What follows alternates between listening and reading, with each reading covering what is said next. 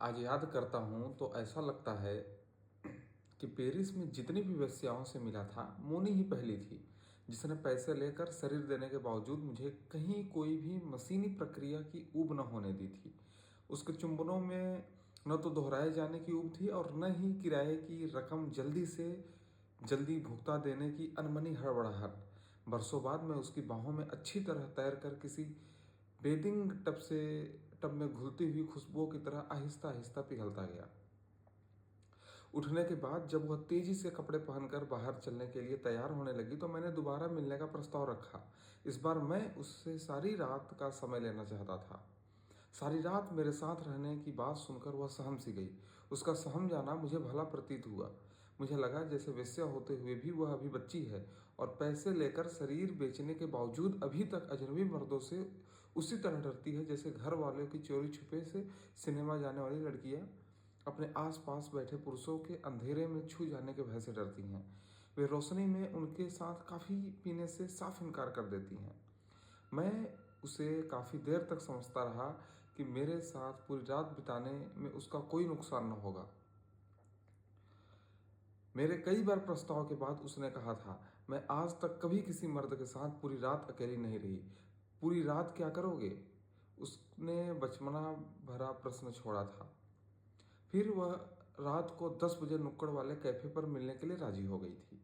उस रात हम दोनों एक मिनट के लिए भी नहीं सोए। मैं मोनी को जितनी बार भी देखता उतनी ही बार मेरी नसों में अन्ना की शक्ल का पारा थरथराने लगता। मोनी के न करने के बावजूद मैं उसे बार बार लपेट लेता। वह जितना ही अल्हड़ और बदतमीज बनती उतना ही मुझे अच्छा लगता। उसका दांत किटकिटाना, बात बात पर झुझलाने लगना और फिर मुझे नाराज होता देखकर बच्चों की तरह गुदगुदा कर मनाने की कोशिश करना, यही सब कुछ तो था जिसे ढूंढने के लिए मैं इतनी औरतों को फलांगता हुआ मोनी की ओर बढ़ गया था। मेरी यांत्रिक और पाशविक यौन क्रियाओं से भरी दिनचर्या में मोनी से मुलाकात एक अपूर्व घटना थी। उस समय मोनी के मकान की सीढ़ियां उतरते हुए अप्रैल की तेज बारिश हो जाने से मेरे कमरे के कम बाहर बारिश हो जाने से कमरे से बाहर निकलकर बरामदे में रुके रुके मैंने फैसला किया था कि आगे भी मोनी से संपर्क बनाए रखूंगा। विदा होते समय मैंने उसे यह रेट के अलावा अच्छी खासी टिप भी दी थी जिसके आधार पर मैं यकीन कर सकता था कि वह आगे भी मुझसे मिलने के आतुर होगी। वो मुझे भूल न सकती थी। अगली बार मिलने पर और भी तन्मयता के साथ मुझे खुश रखने की कोशिश कर सकती थी। अगले दिन जब हम दोपहर में मिले तो मैं उसे अपने फ्लैट में ले गया। पर एक रात ही रात में मेरे हाथों से गुजर कर मोनी बदल गई थी। उसका बचपन धुल गया था। उसकी वो तमाम बेवकूफ़ियाँ जिन्हें बचपन समझकर मैं ज़रूरत से ज़्यादा आसान्वित हो उठा था, वास्तव में औरत की खिलवाड़ भर थी। तीसरी मुलाकात में मोनी मेरी तनी हुई नसों को की तारों को खेल खेल में छू कर झंझना देने वाली अल्लड़ लड़की न रहकर एक अनुभवी कम उम्र वेश्या रह गई थी। मिलना तो अगले दिन भी तय हुआ था पर मैं उससे मिला नहीं। लगता था कि वह जो कुछ मुझे दे सकती थी दे चुकी थी। इसके बाद उसकी वेश्या देह से किसी और अनुभूति की अपेक्षा करना चूसी हुई हड्डियों को निचोड़ने से अधिक आनंददायक न था। इसलिए मैंने अपनी लाइब्रेरी से घर लौटने का रास्ता बदल लिया था। 2-3 महीने बाद चलते चलते एक कैफे में मोनी को मैंने देखा अवश्य, मगर मैं कतरा कर निकल गया। वह मोनी जिसने एक रात मेरे अंदर सोई हुई अन्ना के अधूरे स्पर्शों को जगा दिया था, वही मोनी आज पेशेवर वेश्या की तरह सारे संबंधों को अनभिज्ञ और पैसे के ताने बाने में बुन रही थी।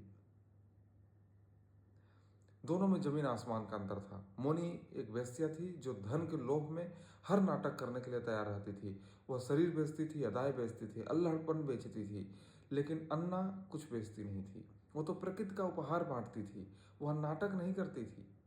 प्रकृति के साज पर गाया जाने वाला अनमोल गीत थी वह। दोनों ही औरतें थीं। आंतरिक भूख की आपूर्ति करने वाले वासना के पुजारियों को औरतों में अंतर ही कहाँ नजर आता है। अरे बाप रे, ये तो सबको डांट रहा है। शारीरिक भूख की आपूर्ति करने वाले वासना के पुजारियों को औरत में अंतर ही कहाँ नजर आता है। इसे तो बस मेरे जैसे लोग ही जान सकते हैं। साल भर बाद मैंने शादी कर ली थी। जेल की कोठरी के अंधेरों में बैठा बैठा जब जब मैंने यह सोचने की कोशिश की कि मैंने शादी क्यों की, इस बात का उत्तर मुझे एक बार भी न मिल सका। अलबत्ता इस सवाल के साथ ही कई बातें एक साथ सामने आने लगती हैं। कभी कभी इसका उत्तर इस रूप में मिलता है कि मोनी से मिलने के बाद का यह एहसास कि अब सिर्फ वेश्याओं की दया पर जिंदा रहना मेरे लिए मुश्किल है, मुझे चर्च तक ले गया हो। फिर कभी कभी इस बात का उत्तर मुझे इस रूप में मिलता है कि मोनी से मिलने के बाद का एहसास कि अब सिर्फ वेश्याओं की दया पर जिंदा रहना मेरे लिए मुश्किल है, मुझे चर्च तक ले गया हो। फिर इस बात का भी ख्याल आता है कि मन के किसी कोने में यह ख्वाहिश भी रही हो कि उम्र ढलने से पहले वक्त रहते गृहस्थी बसा कर देख ली जाए। इस बात का भी ख्याल आता है कि मन के किसी कोने में यह ख्वाहिश भी रही हो कि उम्र ढलने से पहले वक्त रहते गृहस्थी बसा के देख ली जाए। क्या पता सजे सजाए घर में रहने, ठीक समय पर खाना खाने और अजनबी औरतों के बिस्तर पर बैठकर पैसे का हिसाब करते हुए